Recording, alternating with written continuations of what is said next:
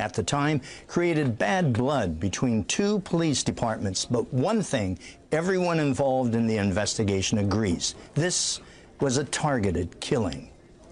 Officer Lester Garnier was found slumped behind the wheel of his blue Corvette, shot execution style. With 2 gunshot wounds, one to the head and one to the abdomen. It's been an open investigation for 30 years. I covered this story before on the 20th anniversary of the murder. Garnier was having Sunday night dinner with his parents at their Concord home. His father later told investigators that his son left abruptly after receiving 2 phone calls, at least one of them from a woman. Garnier then drove here to this parking lot. This is how the murder scene looked 20 years ago.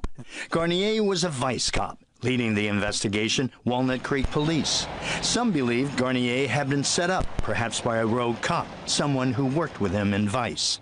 One reason: he was shot with an AMT-380, a backup gun for some cops. A dozen San Francisco officers came under scrutiny, but ballistic tests on their guns were negative. Still others believed he was killed by prostitutes or drug dealers. Captain Jay Hill is assigned to the case. People did think that maybe he was getting too close to something. More than 500 interviews later, still no murder weapon, no motive, no suspect.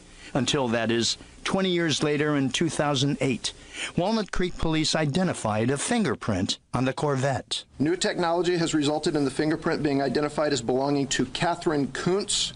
Kuntz was serving time for a drug offense in Florida, but she lived in the East Bay at the time of the murder. Police flew to Florida several times to interview her. I wouldn't go as far as to say that she confessed, but she did give us enough to lead us to believe that she was at the crime scene, and she is our only suspect. Well, after serving time in Florida, Kuntz was deported back to her native Scotland. She was never charged.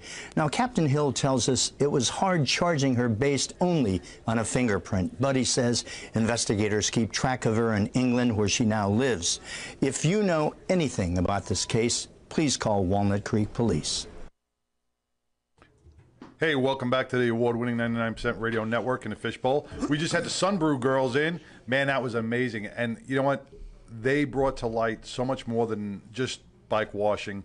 They do a lot of stuff for different events throughout Texas and where she said Houston and just Austin and throughout. Man, check them out at sunbrew.com. Support them. These girls work for a living, man, and they really bring your event to the next level. So check out Sunbrew. Do we have Vic Lee on the line? Coming up is Vic Lee. Vic, you on the line? I am, Brian. How are you? Hey, how are you? How you doing, Vic? This is 12. Brian, you're with Sideshow and my buddy Mongo as well. They're here. How are things out in San Francisco? Well, it's a beautiful day in a beautiful city. So, thank you so much for taking some of your time. We know you're busy with news reporting out there, and this story that we want to talk about today was first brought to our attention by our good friend Pono, who was a San Francisco police officer, and Pono's known you for over 30 years, and that's the case of this officer that his murder is still listed as unsolved, but was killed under mysterious circumstances, and it caught our attention because of the real possibility that he was executed basically by maybe a rogue cop. Yeah, that was one of the theories. There are several theories, and as you said, this is an unsolved murder case involving an officer. In fact, it's the only known unsolved murder of a police officer in the history of the San Francisco Police Department. You know, when you say it's the only unsolved murder, I don't think there's many across our nation that have not been, mostly law enforcement, murders are solved. There's probably very few that are unsolved, and that's why this one definitely piques our attention. That's correct. I mean, this one, not only was it unsolved, the investigation was done by another police department other than the San Francisco Police Department, which is also highly unusual. But, you know, it's Brian and Mongo, it's a kind of story that almost looks like a movie script of a suspense thriller. And it certainly captured the imagination and interest of the public. And it's a kind of story. In fact, this story is many SFPD cops and cops from other jurisdictions have not forgotten it, even though it happened, you know, some 30 years ago. I mean, in 1988. So, you know, it was one of their own that was killed, never solved, and there's so many questions that were never answered. And most of the officers I talked to and the sources believe that, you know, the investigation by the Walnut Creek Police Department, which is a small town, suburban town outside of San Francisco, that their investigation was extremely lax. That's what I was going to ask you, because I'm familiar with Walnut Creek in that area. I know it's a smaller agency. So the local sheriff's agency didn't take over that investigation. I understand why San Francisco PD wouldn't necessarily be the lead agency, but I would think that a larger, more capable agency, such as the, I don't know if it's Alameda County on that side, but the sheriff's office would step in. But they let Walnut Creek do it? Yeah, apparently, well, you know, the sheriff's department may have assisted, I'm not sure, but the Walnut Creek Police Department insisted on handling the case being the lead agency.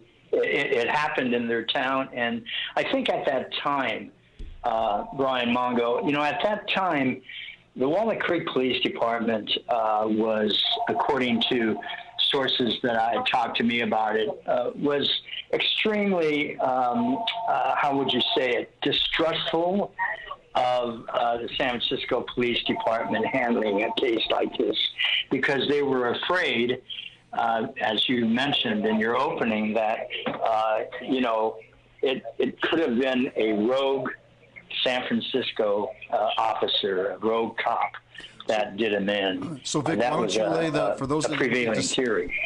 For those that didn't get to see, and I don't know if you saw, we played some of your reporting from this, including from the 20th anniversary. Why don't you tell our listeners the backstory here and how the officer came to be in that parking lot and what happened, according to your reporting?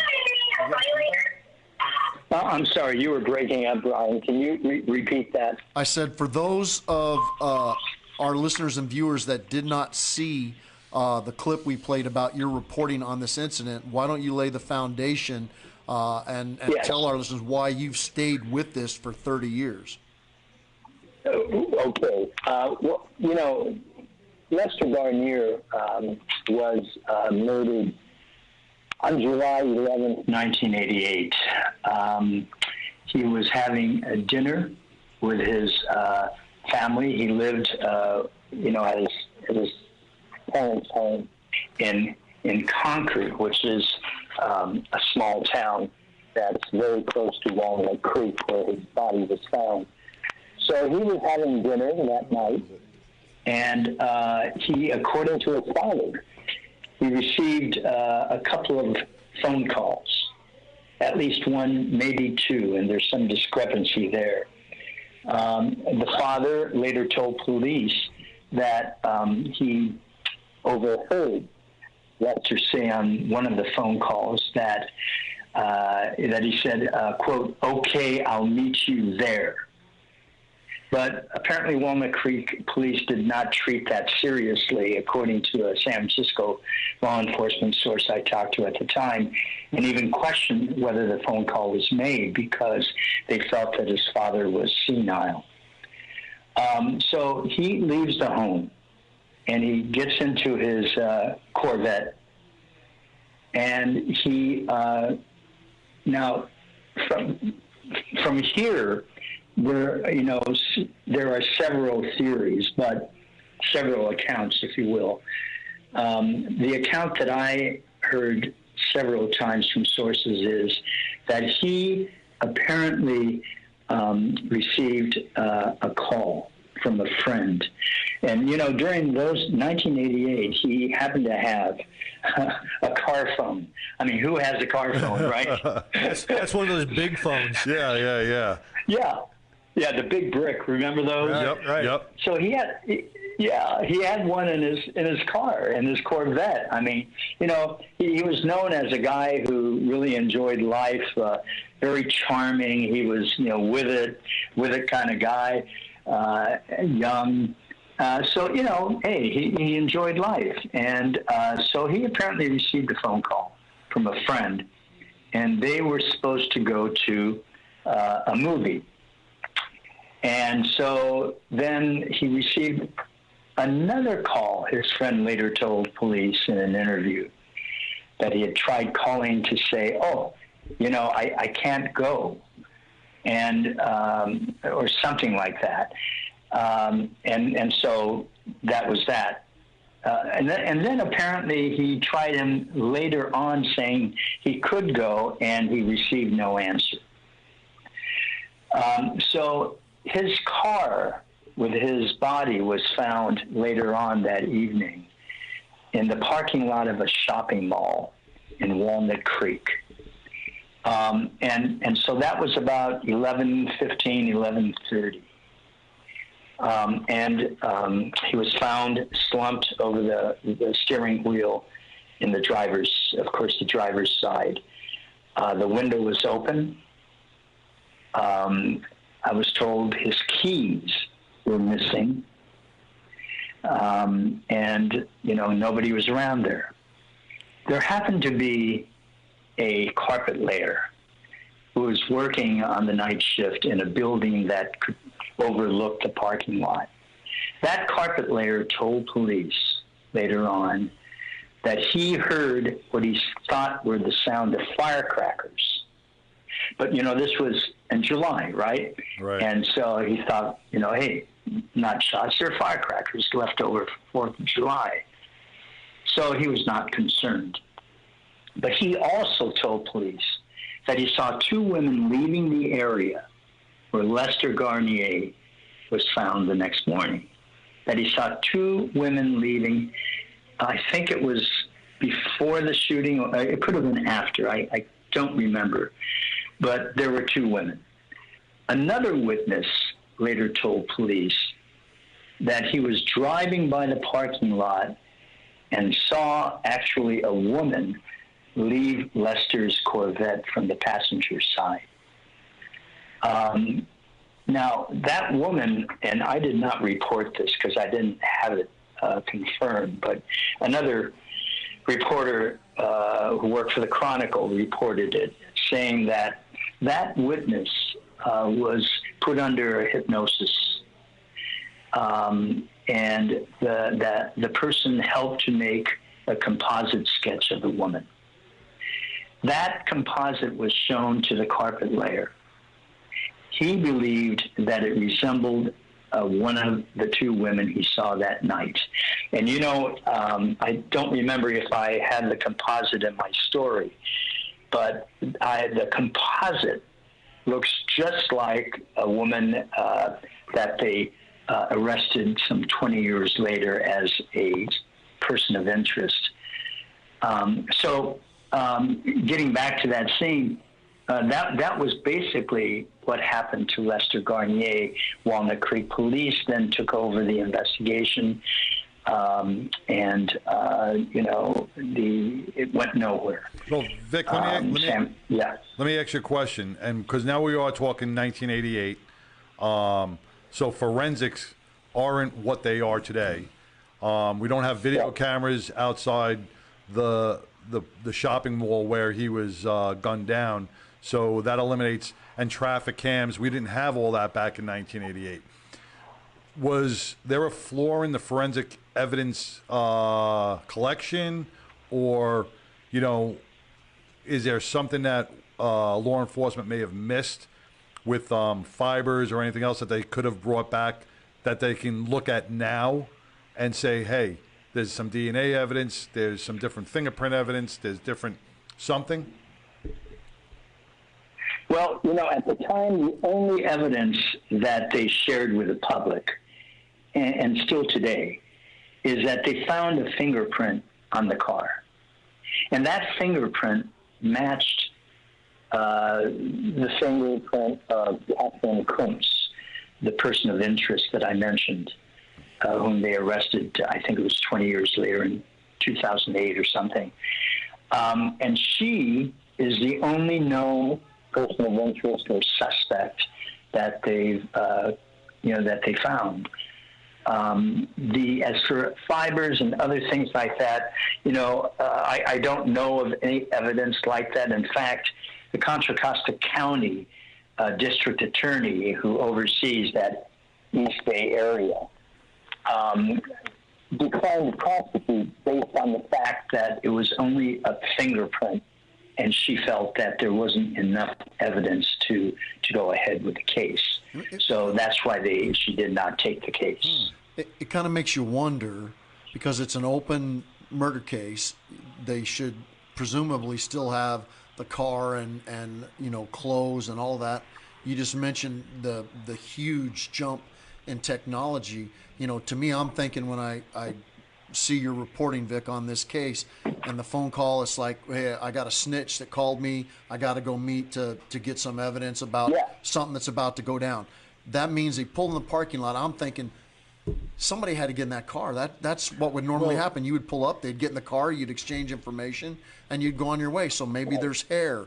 Maybe, why wouldn't they pull that car out now and use all the latest technology on it? But now, even thinking about that, you think about, okay, they declined to prosecute because there was just a fingerprint. Was there any connection, job-related, romantically, or any otherwise, that connected Lester with this person of interest? Was there any other priors that maybe he locked her up? Maybe she was a snitch. Maybe she was a CI. Who knows? Was there any connection there, or they didn't address it? Catherine Kuntz, this woman? Right. Yes. Yes. Catherine Kuntz was a tall, blonde Scottish national who, as I said, looked a lot like the composite sketch. And she was sort of a drifter, from what I understand. In the 80s, during that time of the murder, she lived actually in the East Bay in Concord and several other cities, small cities there. So she was living close to where the murder occurred. She was a known crack user, meth user, and she was a prostitute.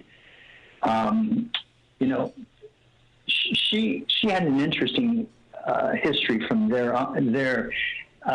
She later moved to, I think it was Virginia, where she was later arrested for something involving the attempted murder of her ex-husband. I think she was carrying a gun or something like that. But look, that charge was later dismissed, and she pled to the lesser charge of assault. But then a couple of years later, I think she served time for an unrelated charge in Florida. After that, she was deported to Scotland. Now, you would think that the Walnut Creek Police Department would try to have her stay in this country somehow, or question her again. Right. But she was deported. There was apparently no request not to from Walnut Creek. Again, the Contra Costa County DA did not have, she said, enough evidence except for the fingerprint. So, she's apparently moved to England, which was the latest account. But at the time, Walnut Creek Police, I actually asked the sergeant who was in the investigation with them at the time, how are you, if she turns out to be the suspect, to be the killer, how are you going to get her? He goes, we're going to continue monitoring her when she is back in Scotland with the help of the authorities there. So we'll keep track of where she is as our investigation continues. So I don't even know if she's still alive. But, there were other theories, too, now that you mentioned theories. What makes this case strange is none of these other theories amounted to anything, according to the investigators. One theory was this, that he was killed by a rogue cop who, may have been involved in prostitution. He was a vice cop, okay, for SFPD, right. and so he was involved in investigating brothels, and so there was a second theory that he was actually killed by a prominent businessman in San Francisco who at one time was a chief executive officer of San Francisco, the city. Huh. And he was also a mayoral candidate. He was caught that same year, I think it was at the beginning of the year, at a brothel having sex with an underage prostitute. You mean a politician? A politician is having sex with a prostitute underage? Shocking. I would never imagine something like that happening.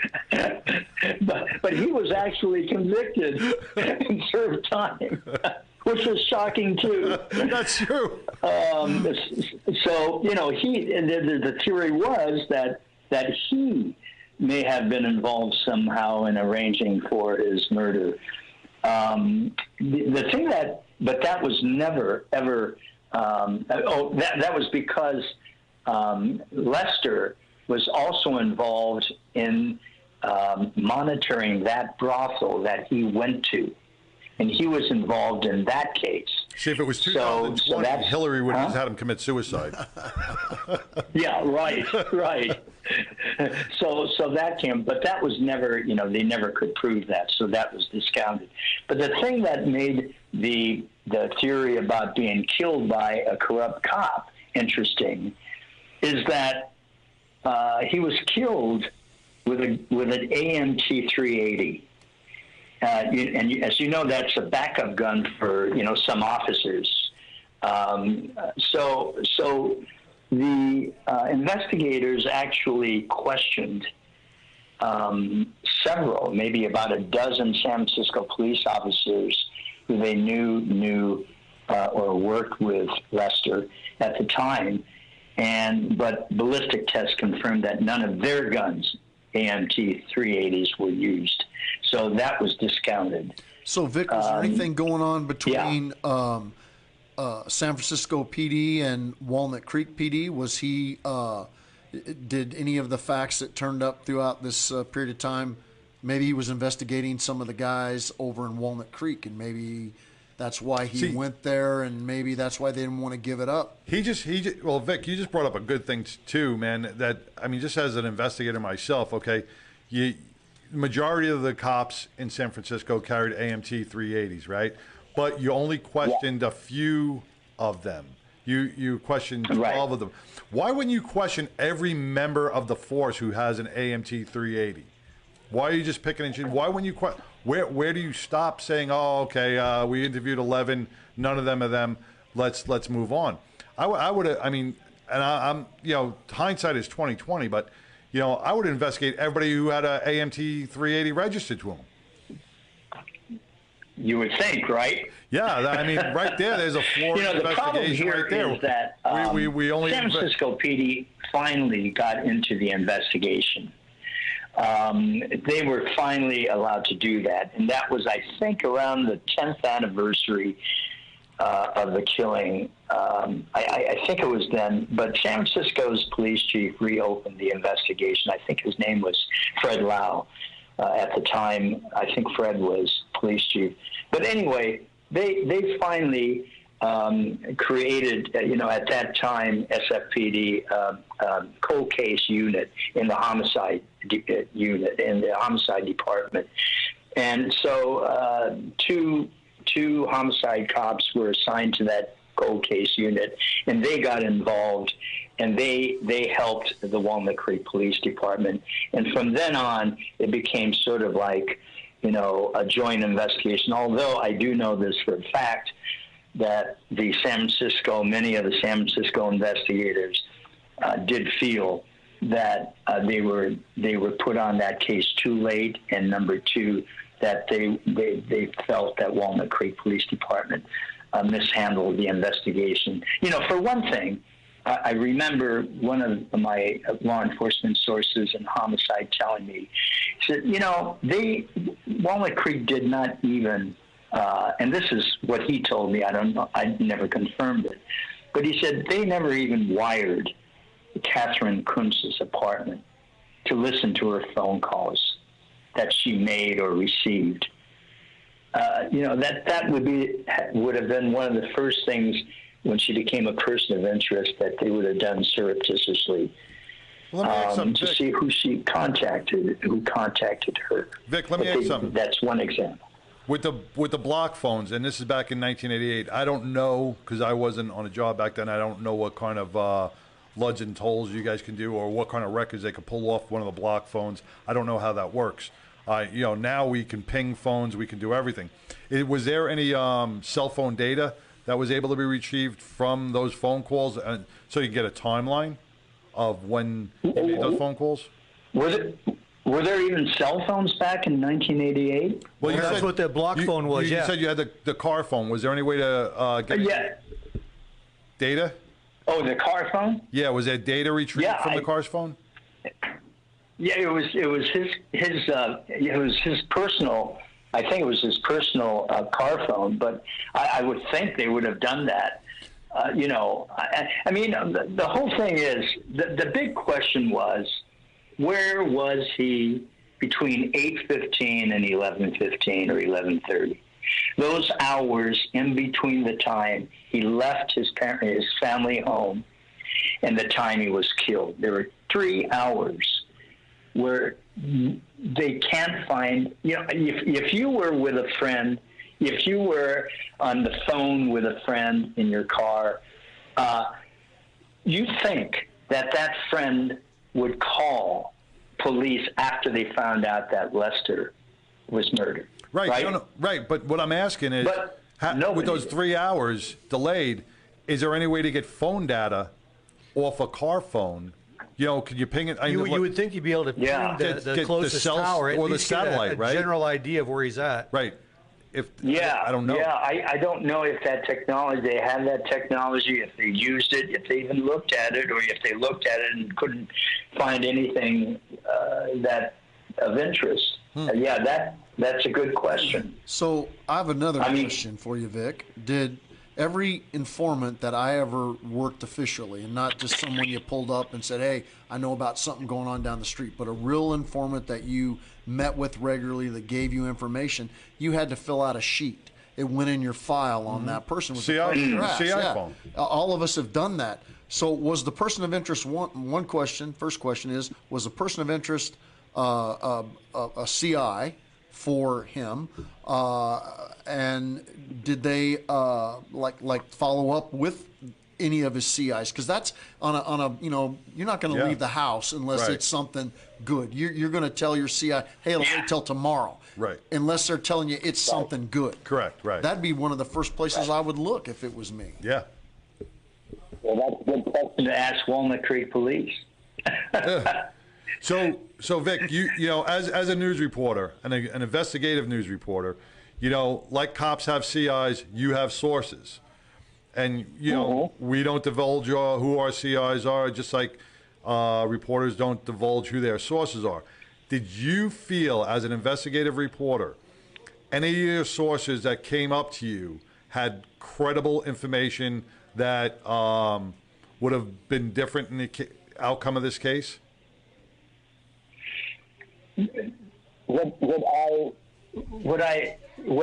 my sources told me were, you know, they were frustrated, number one. Number two, they had more questions than answers. And, you know, my sources were all SFPD and not Walnut Creek. Gotcha.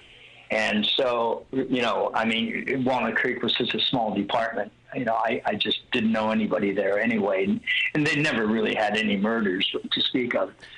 So, that's the you know, question mostly I have frustrated. about why Walnut Creek would handle it, because I know a small agency like that really doesn't experience homicide would turn it over to Contra Costa Sheriff, or let the parent agency who does experience homicides on a regular basis and has a unit dedicated to homicide would be the. I mean, that would make sense. I mean, small towns don't do that. I mean, they turn it over. We'll give you an investigator. Yeah, that's just crazy. Yeah, it is crazy. I mean, but I guess from what I was told, again, by my SFPD sources, was that they were really fixated on the murderer being a rogue cop from SFPD. That was, Is there the foremost there. Is there a website, or does your station have a site, or San Francisco PD have a site somewhere dedicated to this, where like if just by like a chance, wee tip, like someone listening to the show says, I actually know something about that, could call in and drop a tip? They have a hotline. I wish I could tell that to you, but I don't have it. But yes, they do have a hotline. You can remain anonymous, and it's 24/7. And that's San Francisco PD or your station? San Francisco Police Department, yeah. And, by the way, at the time, there was, I believe, a reward for $250,000 for information on this case. They were offering, I think the mayor's office had offered that reward. I'm trying to confirm whether or not that money is still there.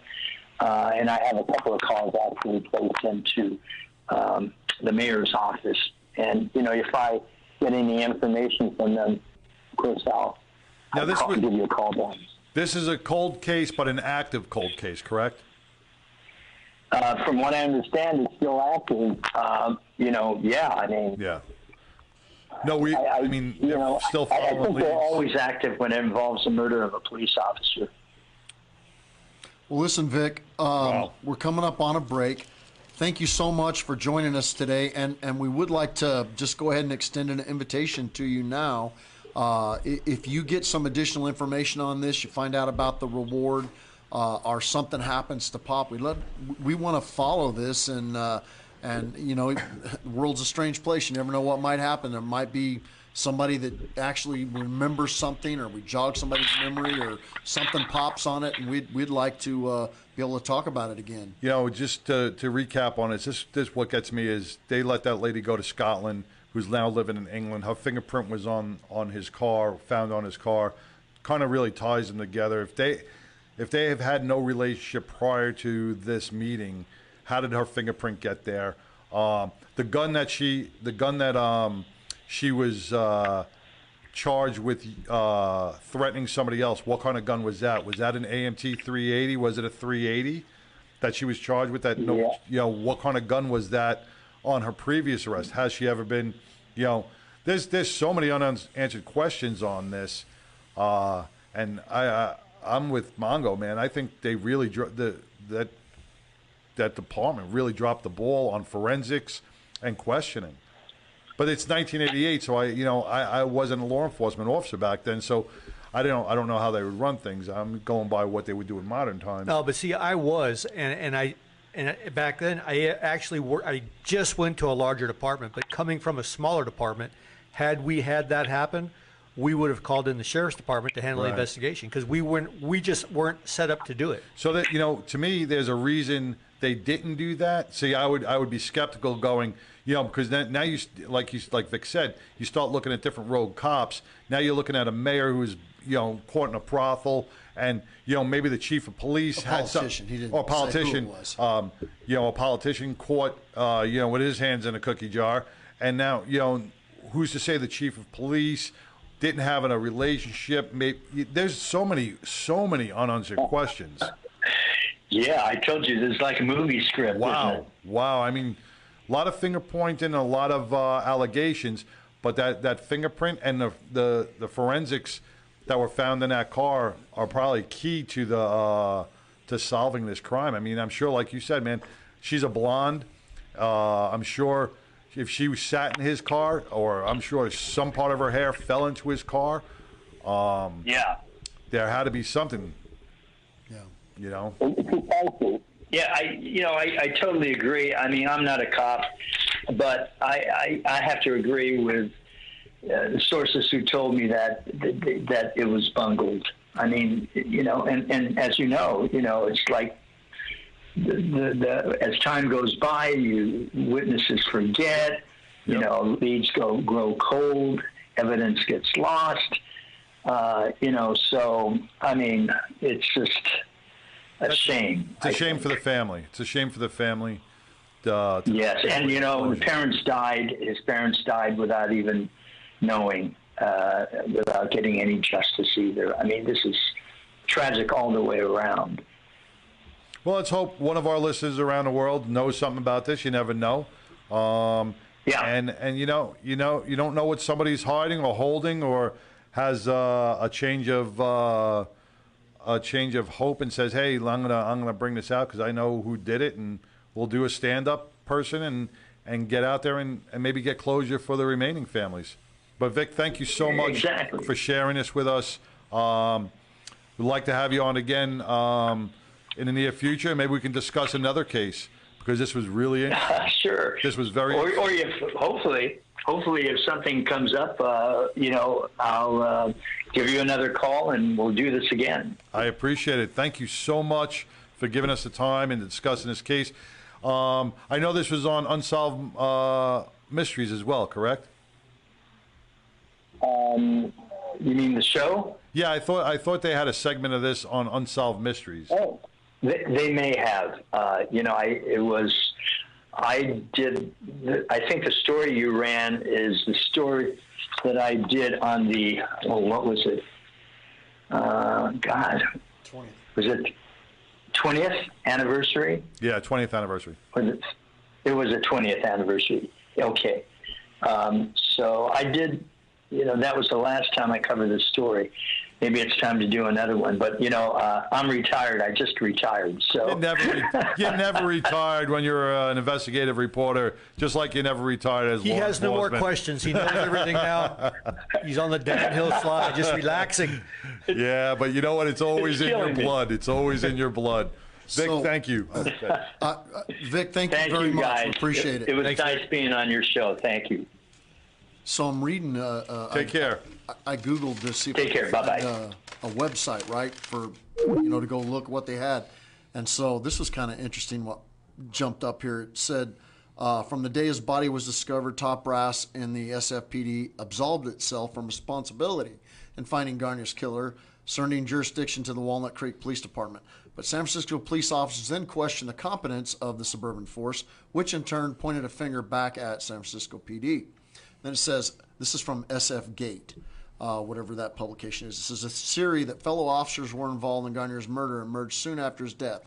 Eyewitnesses saw two blonde women at the shooting scene, and Walnut Creek detectives investigated several female law enforcement officers in the Bay Area who fit the descriptions. Over the years, a number of San Francisco police officers, male and female, have come under suspicion, including the man who has risen to second in command of the department, Alex Fagan. In an interview for this article, Assistant Chief Fagan said he was aware of being investigated but denied any involvement in the killing. Possible motives for his killing are abundant: working undercover, busting hookers, johns, addicts, and drug dealers. Garnier was privy to a number of sensitive investigations involving everything from politicians and high-class prostitution to one of the largest sports bookmaking operations in the country. Federal law enforcement agencies have conducted long-running investigations of corruption inside the San Francisco PD involving his vice beat. So this sounds like if it was now, this would definitely be a suicide through like Hillary. Yeah. Well, it's Hillary suicide. But, it makes about as much sense as if there was a high-profile homicide in Roy City PD going, no, we've got this. No, you really don't got this. Right. The sheriff's department may not have this. We may have to call in the Texas State investigation crew, right, because you guys aren't capable. You only see homicides on TV. You guys don't see enough homicides to investigate this. What I get is this was a dick measuring contest, yeah, and since that department didn't have that many homicides, I think they wanted to shine on this one. and they dropped the ball. Well, Is basically what they did. This one last thing, and then we'll turn it over to our brother Mongo. Yeah. It says all the cops agree on one thing: he was the victim of a professional killing, most likely by someone he knew and set up by whoever called him during dinner. I mean, he got shot in the front seat of a Corvette. It's a two-seater. Most cops that have been around for a while, you're not letting some guy or woman in your car unless you know them. Correct. And have had prior contact with them, comfortable with them. Right. To take one in the back of the head in a Corvette, an '88 Corvette, and then one in the chest. Not only that, you as a cop, you have to feel very comfortable not to have your sidearm already in your lap and ready to go. But maybe it wasn't just one person in the car. Maybe it was one person distracting him while the other person walked up behind him and put him in the back of the head. Could be right. So he was definitely set up, whether it was by one, two, or more people. Yep. It's just why Walnut Creek handled that, I couldn't tell you. No. Well, with that being said, you know what? It's that time again, and it's a thing that Victoria and Megan love so much. We are bringing